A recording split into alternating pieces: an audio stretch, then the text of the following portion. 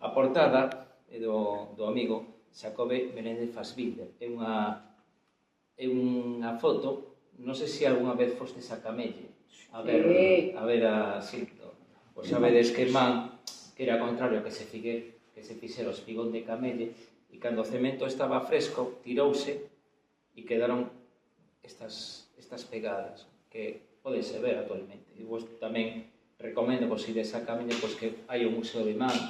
Eu fui aí 15 días, 3 semanas, Museo de Man e Museo de Naufraxios. Bueno, pois iso, o libro titulase Tres tempos. Vou ler un poema antigo que fala do mar. Fala do mar e fala un pouco de nunca máis, do naufraxio do Prestige. E titúlase A Raíña da Costa Preta. A Raíña da Costa Preta. Palabras que dizo o vento, nunca máis.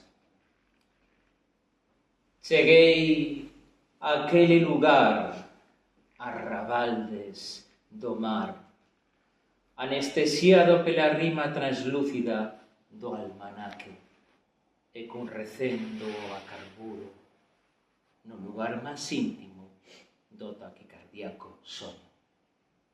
No cais, un cemiterio de barcas con nomes dos antepasados da fame comezou a me falar de naufraxios vitais, en cuanto o voo necrolóxico das aves apagaba o ritmo fugaz da miña respiración.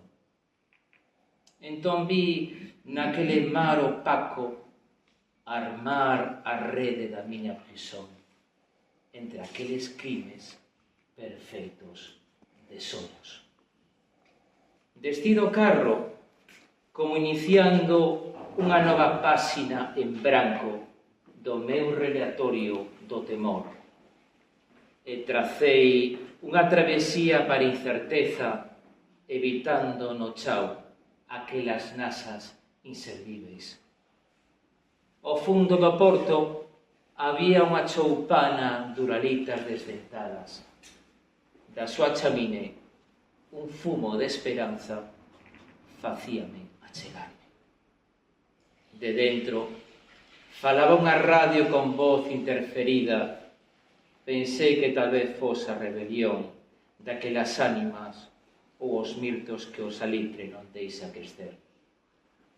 No umbral daquela bella choza, bien corada, unha bella muller á espera de Godot.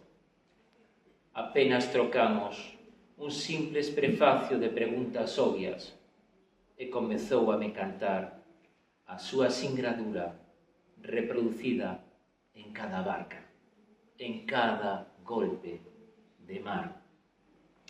Narraba o nó dramático das redes coa súa artrite dos seus 70 anos cáusticos.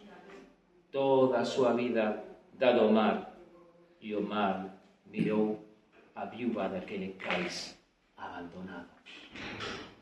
E asinaloume lá ao lonxe o cume dun monte queimado onde unha fábrica silente encerraba atrás dos seus derrubados muros, defendidos apenas por eras, un centenar de prestazóns de desemprego escritas coa cor de cravos funerarios.